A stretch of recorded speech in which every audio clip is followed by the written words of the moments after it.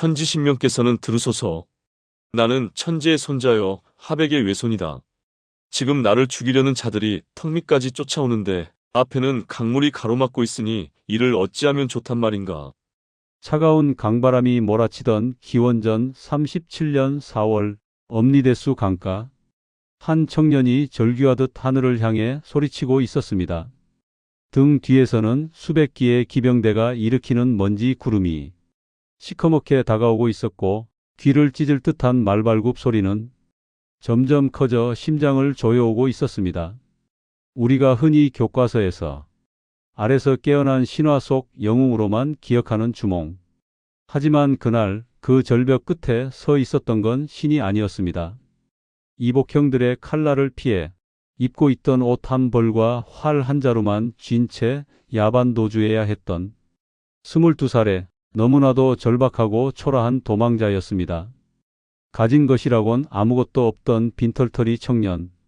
심지어 아버지의 나라 부여를 버리고 도망쳐 나온 배신자라는 낙인까지 찍힌 상황. 훗날 만주 벌판을 호령하게 될 700년 제국 고구려는 아이러니하게도 바로 이 가장 비참하고 위태로웠던 탈출의 순간에서 시작되었습니다.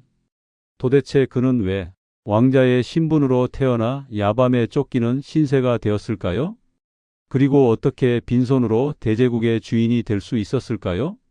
본격적인 이야기를 시작하기 전에 이 콘텐츠는 삼국사기 고구려 본기, 동명왕편, 그리고 광개토대 왕릉비의 기록을 바탕으로 재구성했습니다. 구독과 좋아요는 역사라디오를 계속 만드는 힘이 됩니다. 감사합니다. 이야기의 시계바늘을 잠시 거꾸로 돌려보겠습니다. 주몽이 저 차가운 강물 앞에 서기 20여 년 전 부여의 궁궐이 아닌 백두산 아래 어느 물가로 가보겠습니다. 주몽의 탄생 설화는 한국사에서 가장 유명하면서도 가장 기이한 이야기 중 하나입니다. 우리는 보통 주몽이 알에서 태어났다는 결과만 기억하지만 사실 그 시작에는 부모 세대의 가슴 아픈 사연이 숨어 있습니다.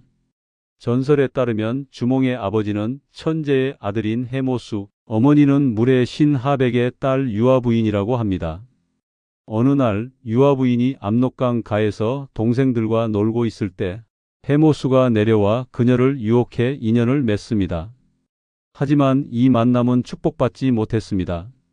해모수는 홀연히 떠나버렸고 처녀의 몸으로 아이를 가진 유아부인은 아버지 하백의 노여움을 사집에서 쫓겨나고 맙니다.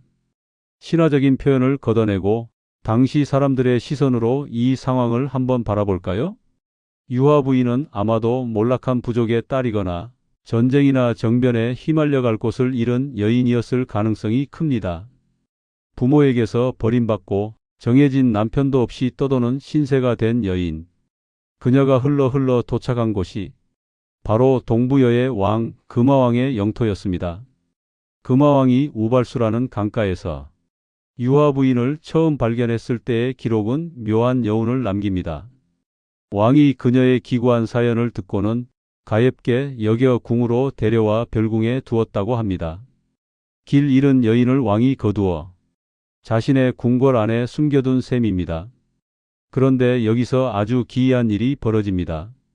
유아부인이 갇혀 지내던 방에 햇빛이 계속해서 따라다니며 그녀를 비추었다는 것입니다. 그녀가 몸을 피하면 햇빛이 따라와 비추고 또 피하면 또 따라와 비추기를 반복했습니다. 마침내 그녀의 몸에 태기가 돌았고 출산을 하게 되는데 태어난 것은 아기가 아니라 거대한 알이었습니다. 자, 여러분이 만약 금화왕이었다면 이 상황을 어떻게 받아들였을까요? 내가 거두어준 여인이 내 아이도 아닌, 그것도 사람이 아닌 알을 낳았다? 이것은 왕실의 불길한 징조일까요? 아니면 하늘의 계시일까요? 금화왕의 첫 번째 반응은 공포와 거부였습니다. 기록에 따르면 금화왕은 그 알을 뺏어서 개와 돼지에게 던져주었습니다. 이 괴상한 것을 없애라는 뜻이었겠죠. 하지만 짐승들은 알을 피해 가거나 품어주려 했습니다. 왕은 다시 알을 길 한복판에 내다 버렸습니다. 소나 말이 밟고 지나가서 깨지기를 바란 겁니다. 하지만 소와 말조차도 알을 피해 지나갔습니다. 이 대목은 주몽이라는 인물이 태생부터 얼마나 환영받지 못하는 존재였는지를 적나라하게 보여줍니다. 태어나자마자 버려지고 짐승의 먹이로 던져졌던 아이. 세상이 그를 거부했지만 보이지 않는 어떤 힘이 그를 악착같이 살려내고 있었다는 은유일 겁니다. 결국 알을 깨고 한 사내 아이가 태어납니다. 골격이 늠름하고 울음소리가 우렁찼던 아이. 바로 주몽이었습니다. 하지만 태어났다고 해서 고생이 끝난 것은 아니었습니다. 오히려 진짜 시련은 이제부터였습니다. 주몽이 자라난 곳은 부여의 궁궐이었지만 그는 철저한 이방인이었습니다. 아버지가 누구인지 모르는 아이, 왕의 친아들이 아닌데 왕자 대접을 받는 아이. 궁궐 안의 수군거림과 차가운 시선 속에서 주몽은 자라야 했습니다. 그런데 문제는 이 눈칫밥 먹는 아이가 너무나도 비범했다는 점입니다. 7살 때 이미 스스로 활과 화살을 만들어 쏘았는데 100번 쏘면 100번 다 명중했다고 합니다. 부여 말로 활을 잘 쏘는 사람을 주몽이라고 불렀는데 그의 이름 자체가 곧 그의 능력이 되어버린 것입니다. 여러분도 아시겠지만 조직 생활이나 집안 싸움에서 가장 위험한 사람이 누구입니까? 굴러온 돌인데 박힌 돌보다 능력이 뛰어난 사람입니다. 가만히 있어도 미운 털이 박힐 판에 왕의 친아들들보다 활도 잘 쏘고 무예도 뛰어나고 사람들의 이목까지 끕니다. 이것은 곧 죽음을 부르는 재능이나 다름없었습니다. 금화왕의 장남 대소태자. 그는 자라면서 주몽을 뼛속 깊이 경계했습니다. 단순한 질투가 아니었습니다. 이것은 생존 본능이었습니다. 저 놈을 살려두면 언젠가 내 자리를 위협할 것이다. 대소는 아버지 금화왕에게 수시로 찾아가 간청했습니다. 아버님, 주몽은 사람이 낳은 자식이 아닙니다. 일찍 싹을 자르지 않으면 훗날 반드시 후환이 될 것입니다. 부디 주몽을 없애시옵소서. 왕의 장남이 아버지를 졸라 배다른 동생을, 그것도 피 한 방울 안 섞인 의붓동생을 죽이자고 하는 상황. 궁궐의 공기는 살얼음판처럼 차가워졌습니다. 주몽도 이 낌새를 모를 리 없었습니다. 자신을 바라보는 형들의 눈빛에서 살기를 느낄 때마다 그는 활을 잡고 사냥터로 나갔을 것입니다. 관역 정중앙을 꿰뚫는 화살을 보며 그는 무슨 생각을 했을까요? 자신의 뛰어난 재능이 오히려 자신의 목숨을 겨누는 칼날이 되고 있다는 사실을 깨달았을 때 그 참담함은 이루 말할 수 없었을 것입니다. 50대, 60대 가장 여러분이라면 그 심정을 짐작하실 수 있을 겁니다. 너무 잘나서 조직에서 견제받고 튀지 않으려고 애써보지만 감출 수 없는 능력 때문에 결국 벼랑 끝으로 몰리는 그 기분을 말입니다. 금화왕은 처음에는 대소의 말을 듣지 않았습니다. 대신 주몽에게 궁궐 밖의 일을 맡깁니다. 바로 말을 기르는 일이었습니다. 왕자에게 마구간지기 노릇을 시킨 겁니다. 이것은 시험이었을까요? 아니면 모욕이었을까요? 어쩌면 금화왕 나름대로 주몽을 살리기 위해 아들들의 눈에서 멀어지게 하려는 조치였을지도 모릅니다. 하지만 주몽에게는 이 마구간 생활이 인생을 뒤바꾸는 결정적인 기회가 됩니다. 여기서 주몽의 기가 막힌 지략이 하나 등장합니다.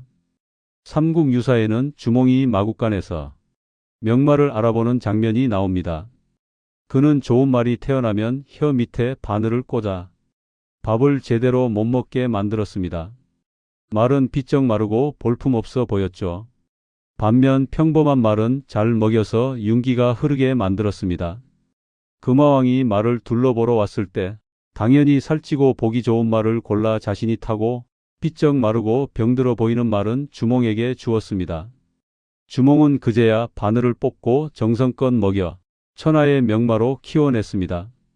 훗날 탈출할 때 자신의 생명을 구해줄 그 말을 가장 비참한 순간에 가장 치밀하게 준비해둔 것입니다. 하지만 이런 준비에도 불구하고 운명의 시간은 예상보다 빨리 찾아왔습니다. 대소 왕자와 다른 왕자들이 주몽을 죽이기 위한 구체적인 모의를 시작했다는 첩보가 어머니 유아 부인의 귀에 들어간 것입니다. 어느 날 밤 유아 부인은 주몽을 은밀히 불렀습니다. 어머니의 표정은 그 어느 때보다 비장했습니다.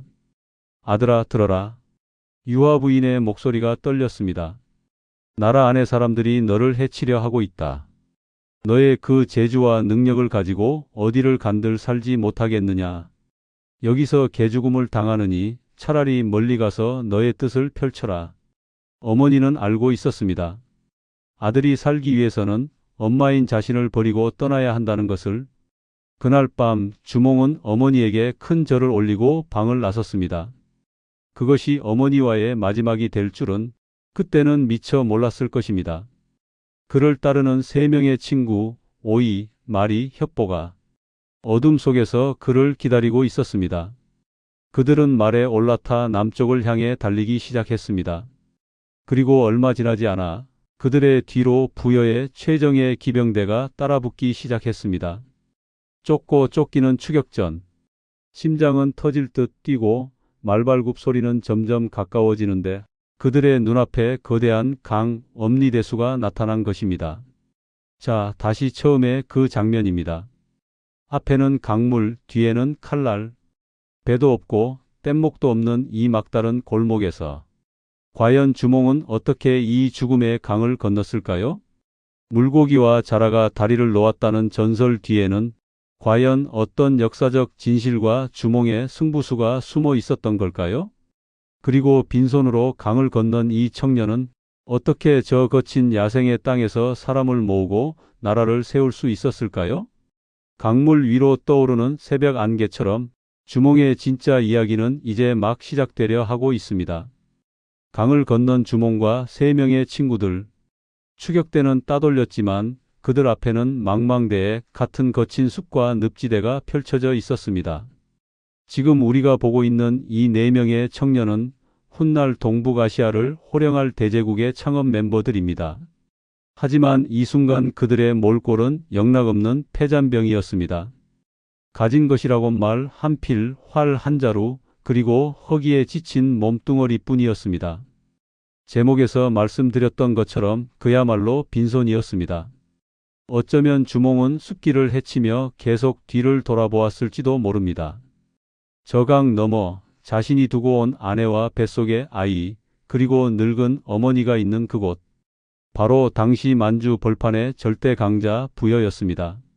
주몽이 왜 도망칠 수밖에 없었는지 이해하려면 단순히 형제들이 괴롭혔다는 사실을 넘어 당시 부여라는 나라가 어떤 곳이었는지를 먼저 알아야 합니다. 이 배경을 알아야 주몽의 탈출이 단순한 가출이 아니라 거대한 정치적 망명이었음이 보이기 때문입니다. 당시 부여는 만주 일대에서 가장 강력하고 부유한 선진국이었습니다. 드넓은 평야에서 나오는 풍부한 곡식, 강력한 철기 문화를 바탕으로 주변 소국들을 거느리고 있었죠. 금화왕은 그 부여의 절대 권력자였습니다. 그런 금화왕의 궁궐에서 자란 주몽은 겉보기엔 화려한 왕자였지만 속을 들여다보면 언제 터질지 모르는 시한폭탄 같은 존재였습니다. 여기서 잠깐 주몽의 아버지 해모수 이야기를 짚고 넘어가야겠습니다. 신화에서는 해모수를 천재의 아들이라고 말합니다. 하늘에서 오룡거를 타고 내려왔다는 신비한 인물. 하지만 역사학자들은 이 신화의 껍질을 벗겨보면 아주 구체적인 정치적 실체가 드러난다고 봅니다. 해모수는 아마도 부여와 경쟁하던 강력한 북방 유목 세력의 우두머리였거나 혹은 한나라의 침략에 맞서 싸우다 패배하여 떠돌던 몰락한 영웅이었을 가능성이 큽니다. 금화왕 입장에서 해모수는 한때 친구였을 수도 혹은 경계해야 할 라이벌이었을 수도 있습니다.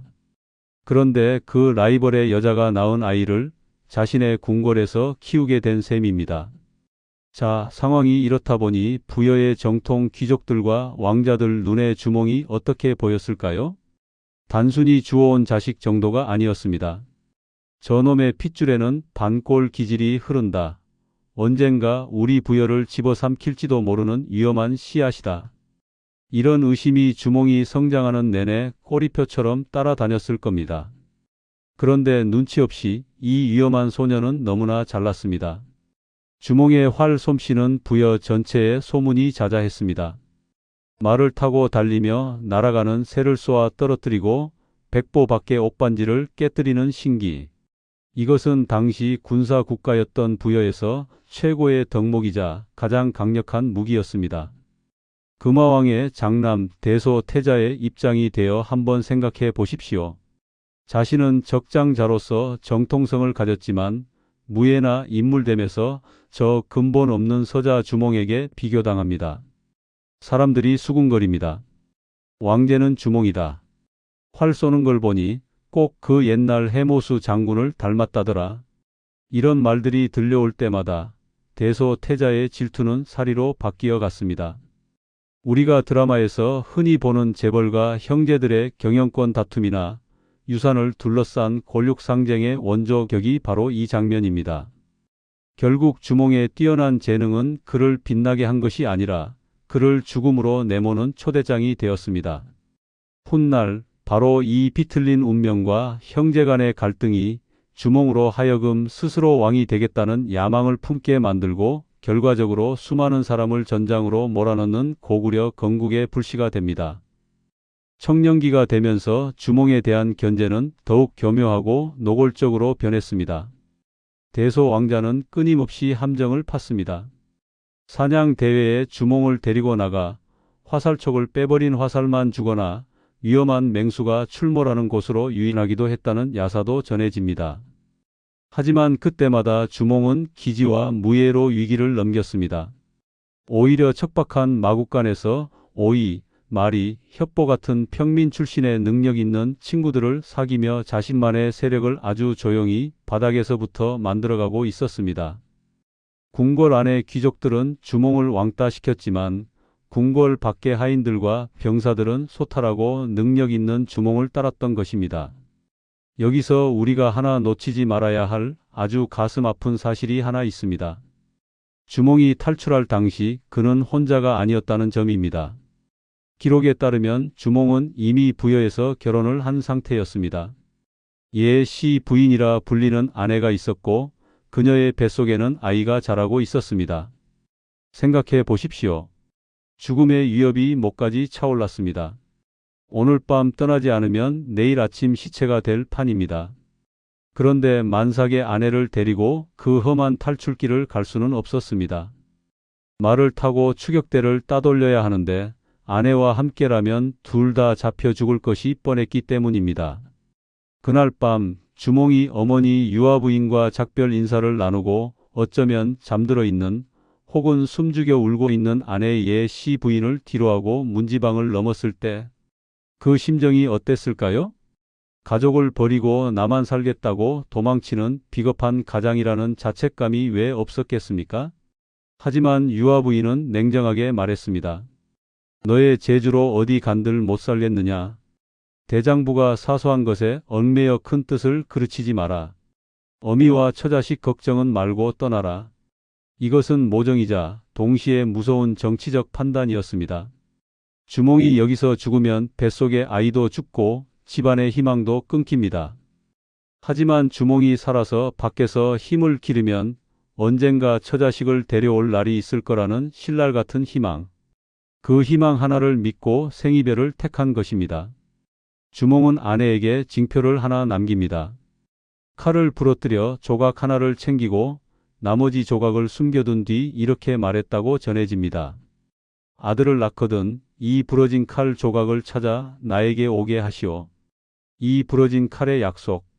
이것은 훗날 20년 뒤 고구려의 왕권을 뒤흔드는 거대한 비극의 씨앗이 되지만 이 당시에는 주몽이 남길 수 있는 유일한 사랑이자 약속이었습니다. 그렇게 가족을 볼모로 잡힌 채 빈손으로 국경을 넘은 주몽. 엄리대수를 건너 한참을 도망친 끝에 그들은 부여의 추격권에서 벗어난 낯선 땅에 도착합니다. 바로 졸본이라는 지역이었습니다. 그런데 문제가 있었습니다. 졸본은 주인이 없는 빈 땅이 아니었습니다. 이미 그곳에는 수백 년 동안 터를 잡고 살아온 토착 세력들이 있었습니다. 그들은 거칠고 배타적이었습니다. 외부에서 들어온 그것도 고작 4명뿐인 이 초라한 청년들을 환영해 줄 리 만무했습니다. 어디서 굴러먹던 놈들이냐? 부여에서 쫓겨난 패잔병들이라더군. 차가운 멸시와 경계의 눈초리. 가진 돈도 없고 병사도 없고 배경도 없는 주몽. 그가 가진 것이라곤 오직 활 쏘는 재주와 사람을 끌어당기는 묘한 매력뿐이었습니다. 그런데 바로 그 순간 졸본 지역의 판도를 뒤흔들 만한 운명적인 만남이 기다리고 있었습니다. 졸본의 유력한 부족장이자 거상이었던 연타발, 그리고 그의 딸 소선호였습니다. 당시 소선호는 과부였거나 혹은 부족을 실질적으로 이끄는 여장부였다고 전해집니다. 그녀의 눈에 흙투성이가 된 채 졸본 땅을 밟은 주몽이 들어왔습니다. 보통 사람들은 주몽의 남루한 행색만 보았지만 상인의 감각을 가진 소선호는 주몽의 눈빛과 그를 따르는 친구들의 비범함을 단번에 알아봤을지도 모릅니다. 저자는 빈털털이지만 난세의 영웅이 될 그릇이다.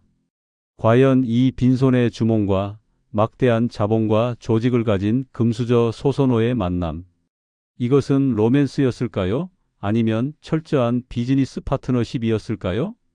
이제 숲을 헤치고 나온 주몽 일행 앞에는 부여의 추격대보다 더 무서운 현실, 즉 먹고 사는 문제와 텃세가 기다리고 있었습니다.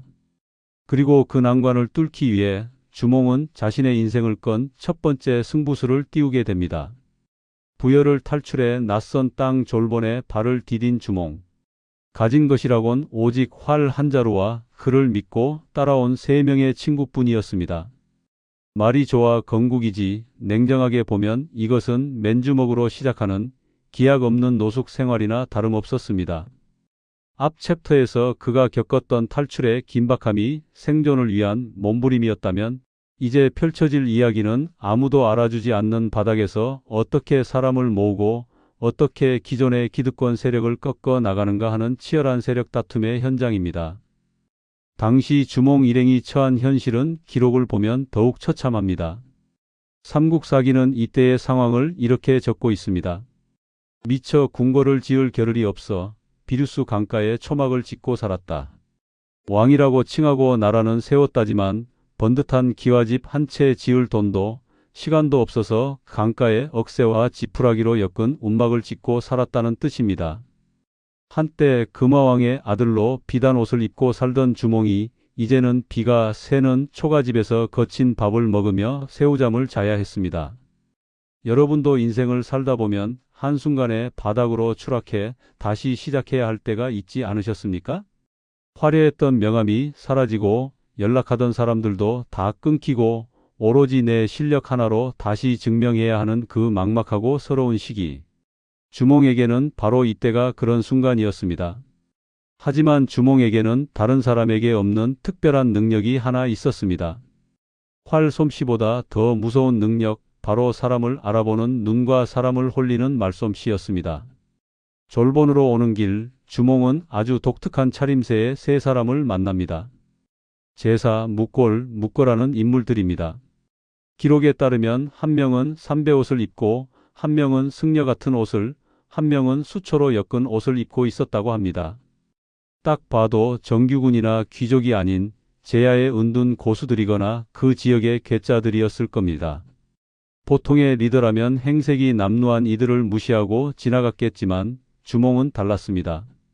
그는 이들에게 먼저 다가가 이름을 묻고 자신의 성을 하사하며 형제처럼 대우했습니다. 그대들의 재주는 하늘이 나에게 준 선물이다. 나와 함께 대업을 이루자. 이미 곁에 있던 오이, 마리, 협보가 부여에서부터 생사고락을 함께한 창업동지라면 이 새로운 3사람은 졸본 현지 사정에 밝은 실무 전문가들이었습니다. 주몽은 출신이나 신분을 따지지 않고 능력만 있다면 파격적으로 기용했습니다. 부여에서는 서자라고 무시당했던 그 서름을 알기에 그는 사람을 쓸 때 족보가 아닌 실력을 보았던 것입니다.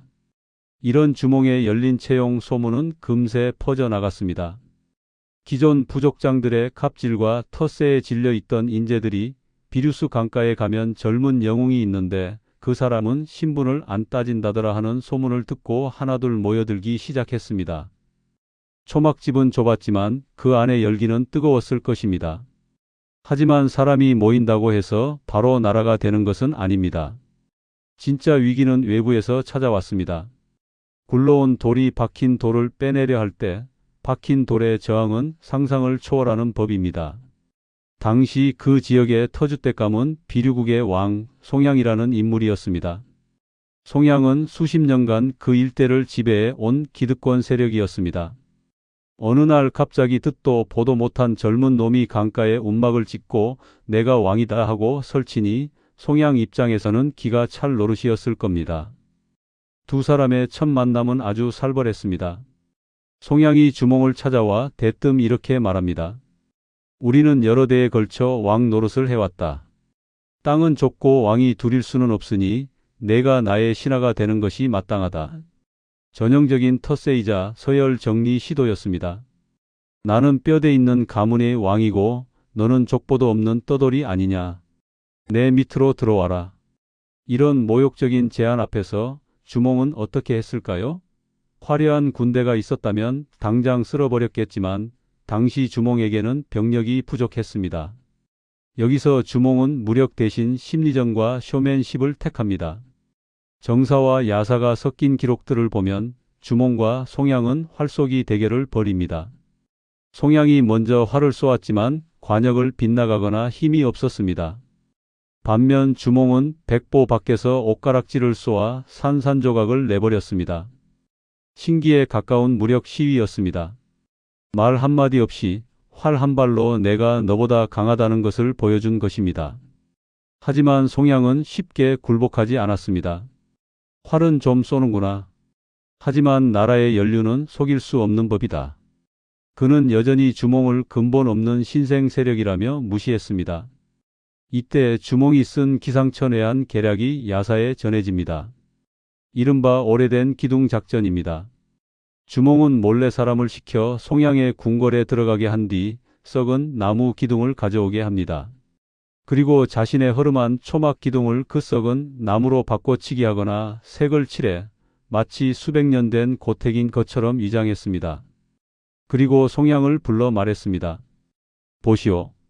나의 궁궐 기둥이 이렇게 썩고 낡았소.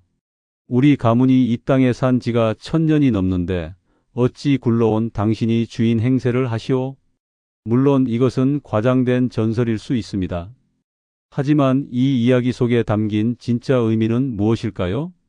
주몽이 단순히 활만 잘 쏘는 무식한 장수가 아니었다는 점입니다. 그는 상대방의 약점인 명분과 정통성을 건드려 심리적으로 압도할 줄 아는 아주 능구렁이 같은 정치적 감각을 지닌 인물이었다는 것입니다. 결국 기세 싸움에서 밀린 송양은 주몽에게 항복하고 맙니다. 단순히 활을 잘 쏘아서가 아니라 주몽 뒤에 버티고 있는 인재들의 눈빛과 주몽이 보여준 압도적인 카리스마에 이 사람은 내가 이길 수 있는 상대가 아니다라고 직감했을 것입니다. 이 송양의 항복은 엄청난 의미를 가집니다. 졸본 지역의 가장 강력한 라이벌을 굴복시킴으로써 주몽은 비로소 떠돌이 딱지를 떼고 명실상부한 그 지역의 맹주로 인정받게 된 것입니다. 이때 그의 나이 불과 22살이었습니다. 하지만 여러분 잊지 말아야 할 사람이 한 명 더 있습니다. 주몽이 이렇게 송양과 맞짱을 뜨고 인재들을 먹여 살릴 수 있었던 돈과 배경은 어디서 나왔을까요? 아무리 말을 잘해도 쌀독이 비어 있으면 사람은 모이지 않습니다. 여기서 바로 앞서 잠깐 언급했던 소선호의 존재감이 드러납니다. 드라마나 소설에서는 두 사람의 로맨스를 강조하지만 역사적으로 보면 이것은 철저하고 완벽한 합병이었습니다. 졸본의 거상 연타발의 딸 소선호. 그녀에게는 막대한 재력과 비류원조라는 두 아들을 지킬 힘이 필요했습니다. 주몽에게는 건국의 정통성과 군사력은 있었지만 자금이 없었습니다. 이 두 사람의 결합은 서로의 부족한 점을 완벽하게 채워주는 당시로서는 최고의 빅딜이었습니다. 소선호는 자신의 재산을 털어 주몽의 건국 자금을 댔습니다.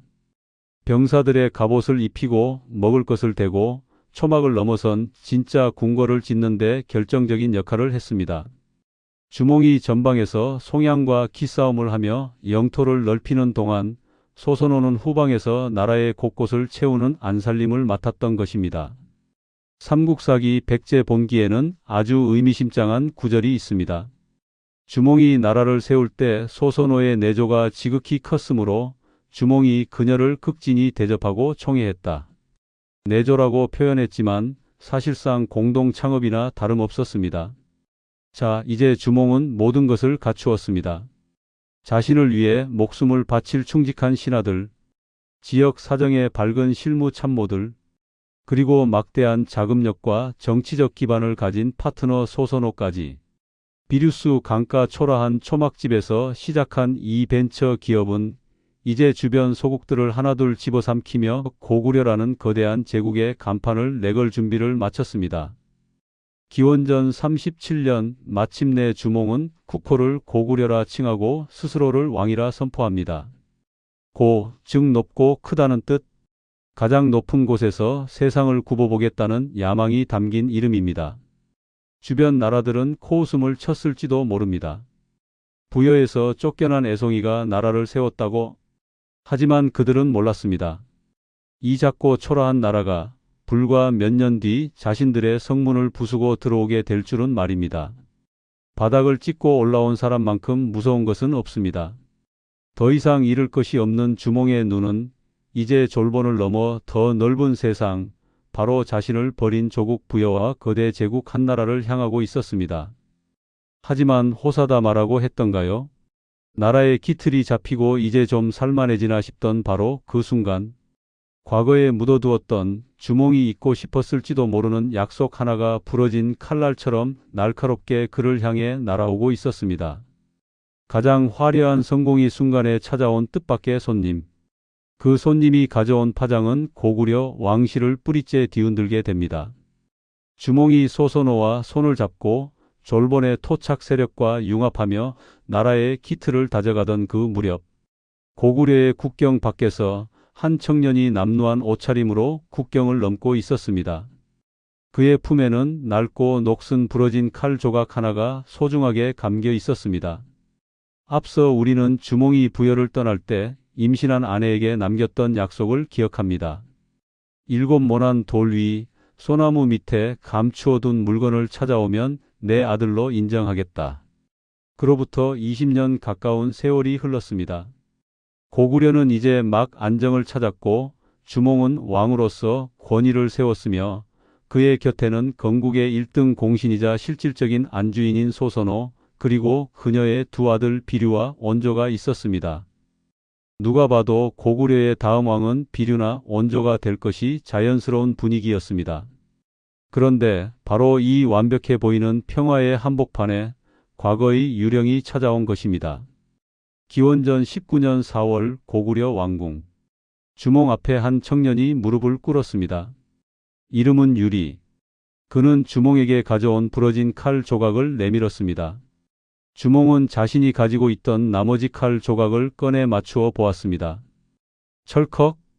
두 조각은 마치 처음부터 하나였던 것처럼 딱 들어맞았습니다. 그 순간 칼에서 피가 흘러나왔다는 야사의 기록처럼 이 만남은 고구려 왕실의 피바람을 애고하는 신호탄이었습니다. 이 장면은 드라마틱한 부자의 상봉처럼 보이지만 정치적으로 보면 고구려라는 신생 주식회사에 숨겨진 진짜 오너의 아들이 나타나 내 지분을 달라고 요구하는 것과 다름없는 엄청난 긴장감이 흐르는 순간이었습니다. 이때 주몽의 나이는 40줄에 접어들고 있었습니다. 그는 과연 기쁘기만 했을까요? 아들을 끌어안고 눈물을 흘리는 주몽의 등 뒤에서 그 모습을 지켜보고 있었을 소선호와 비류, 온조의 표정은 어땠을까요? 오늘의 핵심 질문으로 돌아가 보겠습니다. 빈손으로 시작한 주몽은 도대체 어떻게 이 복잡한 갈등을 정리하고 제국의 기틀을 완성했을까? 여기서 주몽의 냉혹하리만큼 철저한 권력 의지가 드러납니다. 보통의 경우라면 건국 파트너인 소선호 세력을 의식해서 유리를 적당히 대우하거나 후계 구도를 모호하게 했을 수도 있습니다. 하지만 주몽은 유리가 오자마자 즉각적으로 그리고 전격적으로 그를 태자로 책봉해 버립니다. 이것은 단순한 부성애가 아닙니다.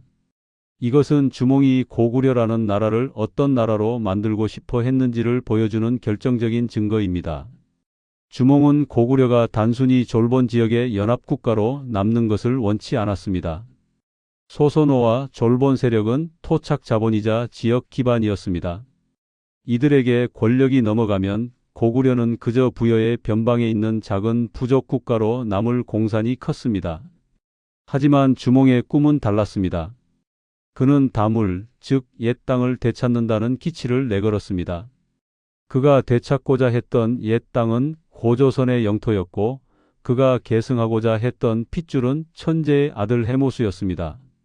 즉 주몽에게는 북방에서 내려온 하늘의 자손이라는 정통성이 졸본의 돈보다 훨씬 더 중요한 통치 이념이었던 것입니다. 유리의 등장은 주몽에게 절호의 기회였습니다. 부여에서 온 유리, 즉 자신의 핏줄을 후계자로 세움으로써 고구려가 졸본의 나라가 아니라 주몽과 해모수의 나라임을 만천하에 선포한 것입니다. 이것은 주몽이 빈손이었던 자신의 약점을 신성한 핏줄이라는 강력한 브랜드로 덮어버린 정치적 승부수였습니다. 하지만 이 선택은 엄청난 대가를 요구했습니다. 바로 소선호 세력과의 결별입니다. 생각해 보십시오. 소선호는 자신의 재산을 털어 주몽을 먹여 살리고 나라를 세우게 도왔습니다. 자신의 아들들인 비류와 온조도 건국 과정에서 혁혁한 공을 세웠습니다. 그런데 다 된 밥상에 숟가락만 얹은 셈인 유리가 나타나 태자 자리를 꿰찬 것입니다. 적어도 소선호와 그 세력들의 눈에는 분명 그렇게 보였을 겁니다. 이것은 명백한 배신이었습니다. 5060 시청자 여러분, 만약 동업자와 죽도록 고생해서 회사를 키워놨는데 회장이 갑자기 유학 갔던 친아들을 데려와서 사장 자리에 앉힌다면 그 동업자의 심정이 어떻겠습니까? 아마 분노와 허탈함에 잠을 이루지 못했을 것입니다. 그러나 주몽은 흔들리지 않았습니다. 그는 왕권 강화를 위해 사랑했던 여인이자 동지였던 소선호에게 등을 돌리는 선택을 감행했습니다. 이 냉정함, 사사로운 정보다 국가의 정통성을 우선시한 이 비정한 결단력이야말로 고구려가 700년 동안 무너지지 않는 강력한 중앙집권 국가로 성장할 수 있었던 구조적 뼈대가 되었습니다. 만약 이때 주몽이 우유부단하게 양쪽 눈치를 보며 권력을 나눴다면 어떻게 되었을까요? 고구려는 아마 왕위 계승 때마다 졸본파와 부여파가 피를 흘리며 싸우는 내전의 나라가 되었을지도 모릅니다. 주몽은 자신에 대해서 욕을 먹더라도 확실한 교통 정리를 끝내려 했던 것입니다. 이 갈등의 절정에서 역사는 아주 놀라운 장면을 기록합니다. 보통 이런 권력 투쟁은 피비린내 나는 숙청이나 반란으로 끝납니다. 아버지가 아들을 죽이거나 형제가 형제를 죽이는 것이 왕실의 흔한 역사입니다. 하지만 고구려의 건국사에는 학살이 없습니다. 대신 아름다운 이별이 등장합니다. 밀려난 소선호와 비류, 온조. 그들은 칼을 뽑아 주몽에게 덤비는 대신 조용히 짐을 싸서 떠나는 길을 택합니다. 고구려에는 더 이상 우리가 설 땅이 없다. 차라리 남쪽으로 가서 우리만의 나라를 세우자. 이것이 과연 자발적인 떠남이었을까요? 아니면 주몽의 압박에 의한 추방이었을까요? 정사는 말이 없지만 행간을 읽어보면 알 수 있습니다. 주몽은 그들이 떠나는 것을 막지 않았고 그들이 떠날 수 있도록 길을 열어주었습니다. 서로를 죽이지 않고 각자의 길을 가는 것. 이것이 주몽과 소선호가 합의한 마지막 정치적 타협이었을 것입니다. 기원전 19년 소선호와 두 아들은 수많은 백성을 이끌고 남쪽으로 떠납니다. 이 행렬이 훗날 한강 유역에 자리 잡고 백제를 건국하게 됩니다. 결과적으로 주몽의 결단은 북쪽에는 고구려, 남쪽에는 백제라는 두 개의 거대한 제국을 탄생시키는 나비 효과를 낳았습니다. 이제 고구려는 온전히 주몽과 유리의 나라가 되었습니다. 불안 요소는 사라졌고 왕권은 강화되었으며 정통성은 확립되었습니다. 빈손으로 시작해 사람을 모으고 땅을 넓히고 마침내 핏줄로 권력을 완성한 주몽. 그는 이제 명실상부한 동명성왕이 되었습니다. 하지만 역사의 아이러니일까요? 모든 것을 다 이루었다고 생각한 바로 그해 가을. 하늘은 주몽에게 너무나도 짧은 시간만을 허락했습니다. 천하를 얻었지만 가장 가까웠던 사람들을 떠나보내야 했던 왕. 그리고 이제 자신마저 역사의 뒤안길로 사라져야 할 시간. 40세라는 젊은 나이에 찾아온 주몽의 죽음. 그는 마지막 순간 홀로 남은 왕자에서 무엇을 생각했을까요? 그토록 치열하게 세운 나라는 과연 그가 꿈꾸던 대로 흘러갔을까요? 이제 우리는 주몽이라는 한 인간의 삶을 마무리하고 그가 남긴 진짜 유산이 무엇인지 냉정하게 평가해 볼 시간입니다. 소선호와 비류, 온조가 떠난 텅 빈 도성. 그 빈자리를 채운 것은 부여에서 온 아들 유리와 그를 따르는 북방계 세력들이었습니다. 주몽의 나이 40줄에 단행된 이 거대한 물갈이.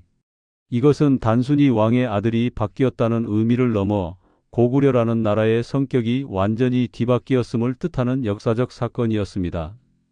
우리는 흔히 이 장면을 비정한 아버지 주몽 혹은 밀려난 비운의 소선호라는 감정적인 드라마로만 소비하곤 합니다. 하지만 감정을 걷어내고 냉정한 정치 공학의 눈으로 들여다보면 여기에는 신생 국가가 살아남기 위해 선택할 수밖에 없었던 치밀한 계산과 구조적인 이유가 숨어 있습니다. 왜 주몽은 생사고락을 함께한 창업 파트너 소선호를 버리고 20년 동안 얼굴도 못 봤던 아들 유리를 택했을까요? 단순히 피는 물보다 진하다는 옛말 때문이었을까요?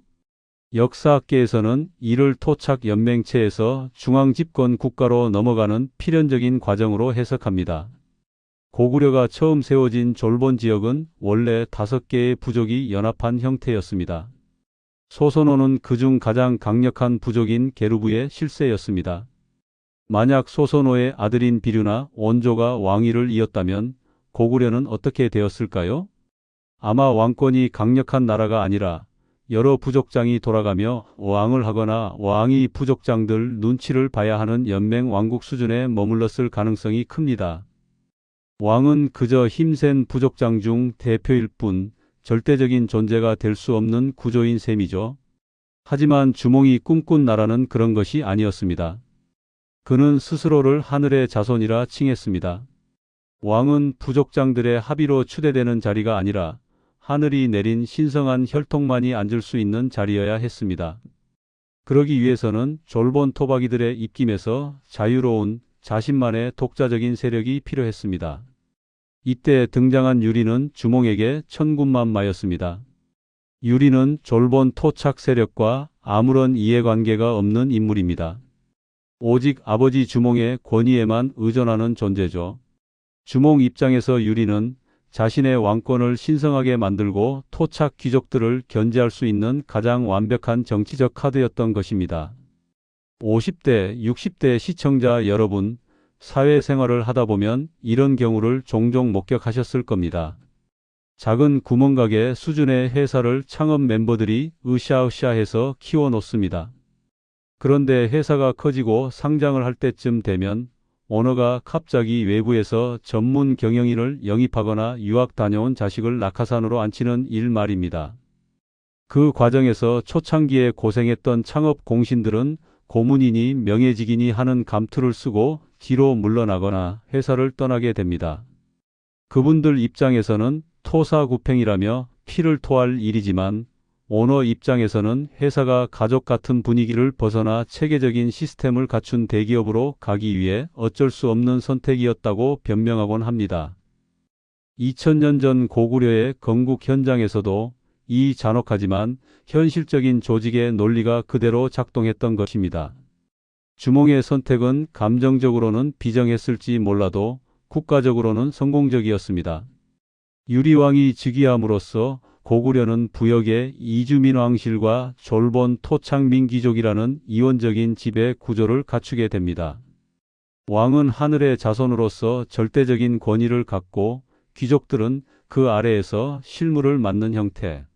이 강력한 왕권 중심의 시스템이 구축되었기에 고구려는 훗날 만주 벌판을 호령하는 대제국으로 성장할 수 있는 뼈대를 갖출 수 있었습니다. 하지만 이 거대한 구조 조정의 스트레스 때문이었을까요? 모든 권력을 정리하고 제국의 기틀을 완성한 바로 그해 주몽은 갑작스러운 죽음을 맞이합니다. 기원전 19년 9월, 향년 40세. 현대 기준으로 보면 한창 일할 나이, 아니, 이제 막 인생의 전성기를 누릴 나이에 그는 세상을 떠났습니다. 기록에는 사인이 명확히 나와 있지 않습니다. 하지만 우리는 짐작할 수 있습니다. 20살에 빈손으로 도망쳐 나와 낯선 땅에서 사람을 모으고 전쟁을 치르고 마지막에는 아내와 자식을 떠나보내는 뼈를 깎는 결단까지. 지난 20년의 세월은 주몽에게 하루하루가 전쟁이었고 피를 말리는 긴장의 연속이었을 것입니다. 사람은 목표를 향해 달릴 때는 쓰러지지 않다가 목표를 이루고 긴장이 풀리는 순간 무너진다고들 합니다. 소선호가 떠나고 내부의 적이 사라진 순간 평생을 지탱해온 생존 본능의 끈이 툭 하고 끊어져 버린 것은 아닐까요? 그는 죽어서 동명성왕이라는 시호를 받았습니다. 동쪽을 밝힌 성스러운 왕. 이 시호 속에는 그가 살았던 삶의 궤적이 고스란히 담겨 있습니다. 어두운 반부여의 억압을 뚫고 동쪽으로 와서 새로운 빛 고구려를 열었다는 찬사입니다. 하지만 인간 주몽의 입장에서 보면 그의 삶은 참으로 고단했습니다. 왕자에 앉아 호의호식하며 태평성대를 누린 기간은 거의 없었습니다. 그는 평생을 개척자로 살았습니다. 남이 닦아놓은 길을 걷는 것이 아니라 없는 길을 만들며 가시덤불을 헤쳐야 했습니다. 그가 남긴 가장 큰 유산은 고구려라는 이름 그 자체입니다. 그리고 또 하나 다물이라는 정신입니다. 옛 땅을 되찾겠다. 주몽은 죽는 순간까지도 자신이 고조선의 후예임을 그리고 언젠가는 빼앗긴 영토를 모두 되찾아야 함을 유언처럼 남겼습니다. 이 다물 정신은 이후 700년 동안 고구려 왕들의 내리에 박혀 고구려가 끊임없이 북방으로 대륙으로 뻗어나가게 만드는 국가의 DNA가 되었습니다. 재미있는 것은 그가 쫓겨났던 조국 부여와의 관계입니다. 주몽은 살아서는 부여를 뛰어넘지 못했습니다. 당시 국력으로 보면 고구려는 여전히 부여의 눈치를 봐야 하는 신생국이었습니다. 하지만 주몽이 만들어 놓은 시스템 덕분에 불과 몇 세대 지나지 않아 고구려는 부여를 흡수하고 동북아시아의 패자가 됩니다. 자신을 버린 조국을 자신이 만든 나라가 집어삼키게 된 것입니다. 이보다 더 완벽한 복수이자 승리가 어디 있을까요? 이제 40세의 짧은 생을 마감한 주몽은 용산지금의 평양 혹은 졸본 인근에 묻혀 신화가 되었습니다. 그가 떠난 자리에는 강력한 왕권을 물려받은 아들 유리왕이 남았습니다. 그리고 남쪽으로 떠난 소선호와 비류, 온조는 또 다른 신화를 쓸 준비를 하고 있었습니다. 한 사람의 인생이 이렇게 두 개의 제국 고구려, 백제으로 갈라져 피어나는 것. 한국사에서 전무후무한 이 거대한 흐름의 시작점에 바로 빈손의 청년 주몽이 서 있었습니다. 이제 우리는 마지막 챕터를 통해 신화가 된 영웅 주몽이 아니라 오늘을 사는 우리에게 주몽의 선택이 어떤 질문을 던지고 있는지, 그리고 700년 제국의 시조가 우리 시대의 시니어들에게 남긴 메시지는 무엇인지 차분히 정리해 보려 합니다. 빈손으로 시작해 역사를 바꾼 남자. 그의 마지막 뒷모습을 보러 가겠습니다. 기원전 19년 9월 동명성왕 주몽이 세상을 떠났을 때 그의 나이는 불과 40세였습니다. 오늘날의 기준으로 보면 인생의 반환점을 갓 돌았을 나이에 그는 역사의 뒤안길로 사라졌습니다. 하지만 그가 남긴 빈자리는 결코 비어있지 않았습니다. 그가 떠난 자리에는 700년 동안 동북아시아를 호령할 거대한 제국 고구려가 우뚝 서 있었기 때문입니다. 우리는 흔히 영웅의 성공담에만 주목합니다. 알에서 태어나 활을 잘 쏘고 강을 건너 나라를 세웠다는 그 화려한 전반부의 이야기들 말입니다. 하지만 주몽이라는 인물의 진짜 가치는 그가 죽은 뒤 700년 동안 고구려가 보여준 저력, 그리고 한반도 남쪽에서 피어난 또 다른 꽃 백제와의 연결고리를 볼 때 비로소 완성됩니다. 주몽이 떠나고 이대왕 유리가 즉위한 고구려는 순탄치 않았습니다. 주변국들의 끊임없는 견제와 내부의 권력 다툼은 계속되었습니다. 하지만 주몽이 만들어 놓은 시스템, 즉 강력한 왕권과 다물 정신이라는 뼈대는 흔들리지 않았습니다. 만약 주몽이 소선호와의 의리 때문에 주춤거리거나 부여의 눈치를 보며 적당히 타협했다면 고구려는 그저 만주의 수많은 부족 국가 중 하나로 사라졌을 것입니다. 하지만 주몽은 욕먹을 각오를 하고 판을 짰습니다. 철저하게 중앙집권적인 기틀을 다져 놓았기에 고구려는 이후 중국의 수나라, 당나라 같은 거대 제국과 맞서 싸우면서도 무려 700년을 버틸 수 있었습니다. 한 사람의 짧은 생애가 1000년에 가까운 세월을 지탱하는 뿌리가 된 것입니다. 더욱 놀라운 것은 그 파장이 북쪽에만 머물지 않았다는 점입니다. 주몽의 곁을 떠나 남쪽으로 내려간 소선호와 두 아들 비류와 온조. 그들은 한강 유역에 자리를 잡고 백제를 건국했습니다. 한국사에서 시조가 같은 두 개의 나라가 서로 경쟁하며 삼국시대를 열어젖힌 이 독특한 구조. 이것은 전 세계 역사에서도 찾아보기 힘든 장면입니다. 결국 주몽은 고구려의 아버지이자 동시에 백제의 큰아버지인 셈입니다. 그가 던진 돌 하나가 한민족 역사의 물줄기를 두 갈래의 거대한 강으로 만들어 흐르게 한 것입니다. 자신을 버린 조국 부여가 서서히 쇠락해 역사 속으로 사라지는 동안 주몽의 후예들은 만주와 한반도를 아우르는 주인공이 되었습니다. 이것이야말로 빈손으로 쫓겨난 자가 보여줄 수 있는 가장 위대하고 통쾌한 복수가 아닐까요? 이제 이야기를 마무리하며 잠시 인간 주몽의 얼굴을 들여다보고 싶습니다. 신화의 껍질을 벗겨낸 주몽의 삶은 사실 상실과 고독의 연속이었습니다. 그는 태어나자마자 아버지를 잃었고 살기 위해 어머니를 버려야 했으며 성공을 위해 아내와 자식을 20년간 생이별했고 마지막에는 제국의 완성을 위해 평생의 동지였던 연인을 떠나보내야 했습니다. 화려한 금관의 무게만큼이나 그가 감당해야 했던 인간적인 외로움의 무게는 천근만근이었을 것입니다. 우리네 인생도 가만히 들여다보면 이와 닮은 구석이 있지 않습니까? 젊은 날 맨주먹으로 처자식 먹여 살리겠다고 전쟁터 같은 사회로 뛰어들어 앞만 보고 달리다 보니 어느새 머리에는 흰 서리가 내려앉아 있습니다. 회사를 키우고 집안을 일으키고 자식들을 번듯하게 키워냈지만 정작 뒤를 돌아보면 곁에 남은 사람은 별로 없고 몸은 여기저기 삐걱거립니다. 내가 무엇을 위해 이렇게 치열하게 살았나? 은퇴를 앞둔 혹은 노년을 보내고 계신 여러분도 가끔은 문득 이런 허무함이 밀려올 때가 있으실 겁니다. 40세의 생을 마감한 주몽이 마지막 순간 느꼈을 감정도 아마 그와 비슷하지 않았을까요? 가진 것 없이 시작해 모든 것을 얻었지만 결국 갈 때는 다시 빈손으로 돌아가야 하는 인생의 이치 말입니다. 하지만 주몽의 빈손은 부끄럽지 않았습니다. 그는 자신의 손이 비어 있음을 한탄하지 않고 그 손으로 흙을 빚고 활을 잡아 새로운 세상을 만들었습니다.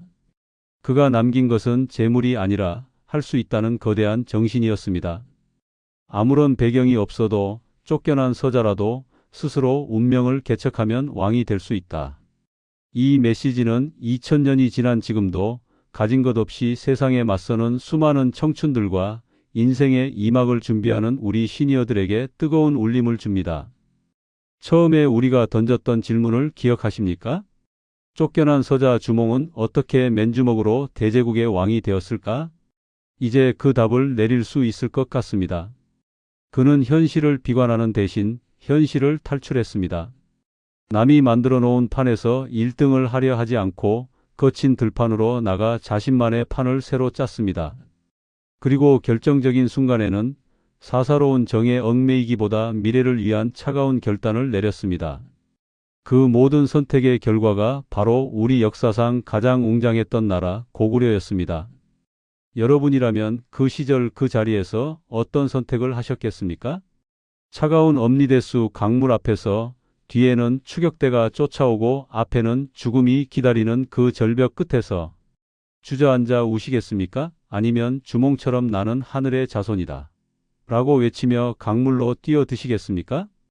역사는 가정할 수 없지만 인생은 매 순간이 선택입니다. 오늘 주몽의 이야기가 퍽퍽한 현실 속에서도 다시 한번 신발끈을 동여매는 여러분의 가슴에 작은 불씨가 되었기를 바랍니다. 빈손으로도 제국을 세울 수 있다는 그 기백이 오늘을 살아가는 우리의 무기가 되기를 기원합니다. 오늘 이야기는 여기까지입니다. 오늘 하루도 치열하게 살아내신 여러분 정말 고생 많으셨습니다. 오늘 영상이 좋았다면 구독과 좋아요, 알림 설정이 영상 제작에 큰 힘이 됩니다.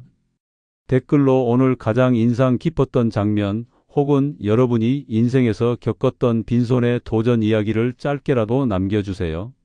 다음 시간에는 또 다른 흥미로운 역사 이야기로 찾아오겠습니다.